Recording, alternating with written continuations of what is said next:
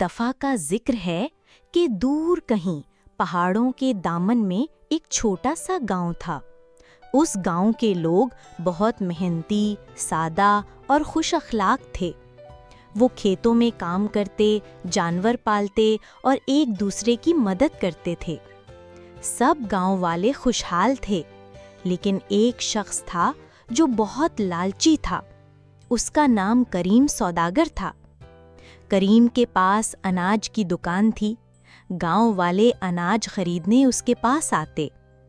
شروع میں کریم بھی باقی گاؤں والوں کی طرح ایماندار تھا، مگر آہستہ آہستہ اس کے دل میں لالچ بڑھنے لگا۔ اس نے اناج تولنے والے ترازو میں کمی کرنی شروع کر دی۔ جب کوئی 1 کلو اناج لیتا تو وہ آدھا کلو کم تول دیتا اور پیسے پورے وصول کرتا۔ کچھ دنوں میں کریم کے پاس دولت جمع ہونے لگی۔ وہ خوش ہوا اور سوچنے لگا، یہ تو کمال ہو گیا۔ اگر میں اسی طرح سب کو دھوکہ دوں تو جلد ہی سب سے امیر آدمی بن جاؤں گا۔ مگر گاؤں والے آہستہ آہستہ اس کی حرکتیں سمجھنے لگے۔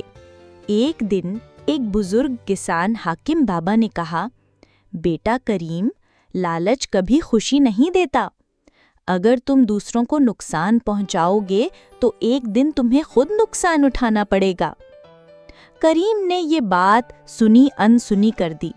وہ روز بروز زیادہ لالچی ہوتا گیا۔ پھر ایک دن گاؤں میں قحط پڑ گیا۔ بارش نہ ہوئی، کھیت سوکھ گئے، اناج کم ہو گیا۔ سب لوگ کریم کی دکان پر آئے تاکہ مشکل وقت میں اناج خرید سکیں، مگر کریم نے اناج کے دام دگنے کر دیے۔ اس نے کہا، جس کے پاس زیادہ پیسے ہیں وہی اناج لے سکتا ہے، باقی لوگ خالی ہاتھ واپس جائیں۔ غریب گاؤں والے رونے لگے۔ کئی دن تک لوگ بھوکے رہے، لیکن پھر کچھ غیر متوقع ہوا۔ رات کو چوہے کریم کے گودام میں گھس گئے۔ انہوں نے اناج کے تھیلوں میں سوراخ کیے اور سارا اناج کھا گئے۔ صبح جب کریم اپنی دکان پر آیا تو پورا گودام خالی تھا۔ وہ چیخنے چلانے لگا، میرا اناج، میری محنت، یہ سب کہاں گیا؟ مگر اب کچھ نہ ہو سکتا تھا۔ وہ اکیلا رہ گیا اور گاؤں والوں نے بھی اس سے منہ موڑ لیا۔ کریم کو آخر کار سمجھ آ گیا کہ لالچ انسان کو خوشی نہیں دیتا بلکہ بربادی کی طرف لے جاتا ہے۔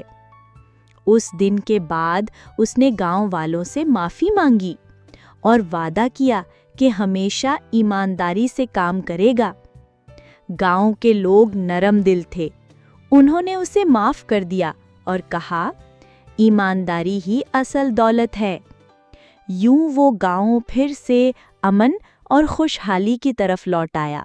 ایسے مزید ویڈیوز دیکھنے کے لیے ہمارے چینل کو لائک اور سبسکرائب کرنا مت بھولیں۔